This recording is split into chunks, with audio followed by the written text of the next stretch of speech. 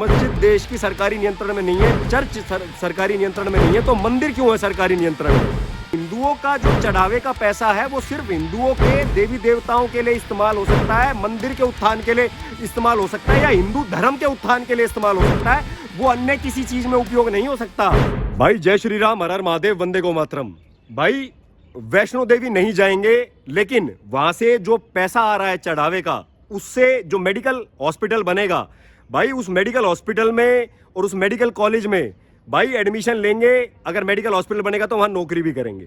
भाई मामला जम्मू का और रियासी डिस्ट्रिक्ट का, जहां Shri Mata Vaishno Devi institute of medical excellence जो अभी नया बना था, और भाई एनएमसी ने उसको मान्यता प्रदान कर दी थी, वो मान्यता रद्द कर दी गई तमाम अनियमितताओं को देखते हुए। भाई उसके अंदर बताया जा रहा है कि करीब 2 ऑपरेशन थिएटर थे जबकि 5 होने चाहिए, लाइब्रेरी में 744 किताबें थी जबकि 1500 किताबें होनी चाहिए, रेजिडेंट डॉक्टर 65% थे, शिक्षक 35% थे। ऐसी तमाम अनियमितताओं के चलते भाई उसकी मान्यता रद्द कर दी गई है। इसके बाद जिन्होंने इस मेडिकल कॉलेज के बाद विरोध प्रकट किया था, जिसमें राष्ट्रीय बजरंग दल, भाई अन्य हिंदूवादी संगठन, वैष्णो देवी संघर्ष समिति और एक युवा राजपूत सभा, भाई उनको मैं धन्यवाद करना चाहूंगा कि उन्होंने पूरे देश को यह बताया कि उनके टेंपल का पैसा कहां खर्च हो रहा है।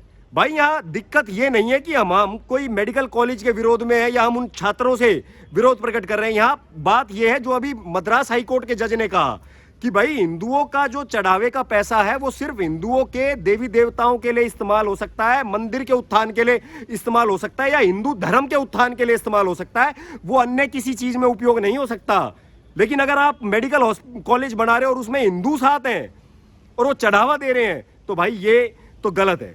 तो इसी को लेके विवाद हुआ और भाई विरोध प्रकट हुआ, और उसके बाद जब ये जश्न मनाने लगे तो तमाम पत्तलकार आ गए जो विरोध करने लगे, कहने लगे कि भाई मेडिकल हॉस्पिटल बंद होने पे पटाखे बजाए जा रहे हैं, ढोल बजाया जा रहा है। भाई जानकारी के लिए बता देता हूं, अमित शाह जी ने और जेपी नड्डा जी ने यह सुनिश्चित किया है कि 50 जो वो छात्र हैं उनको एनएमसी के तहत एनएमसी भाई किसी और कॉलेज में शिफ्ट करेगी और उनके दाखिले में, एडमिशन में कोई दिक्कत नहीं आने वाली।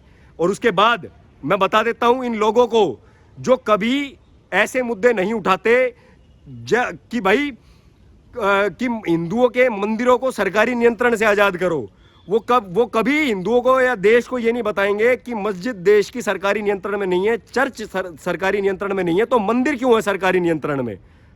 भाई संघर्ष समिति, वैष्णो देवी संघर्ष समिति ने यह बात कह दी है कि हम श्राइन बोर्ड में आगे चल के संशोधन कराएंगे, हम जब तक चुप नहीं बैठेंगे। और मैं बता देता हूं कि जो हमारे पूर्वजों ने मंदिरों का कंसेप्ट दिया था कि इस मंदिर के चढ़ावे से या तो गुरुकुल में पैसा आ जाएगा जहां देश का हर हिंदू बच्चा पढ़ सके, या फिर यज्ञशालाएं बनेगी, चिकित्सालय बनेंगे और गौशालाएं बनेंगी। देश की मिट्टी के लिए उपयोग होगा वो धन, किसी और के लिए नहीं। हर हर महादेव, जय श्री राम।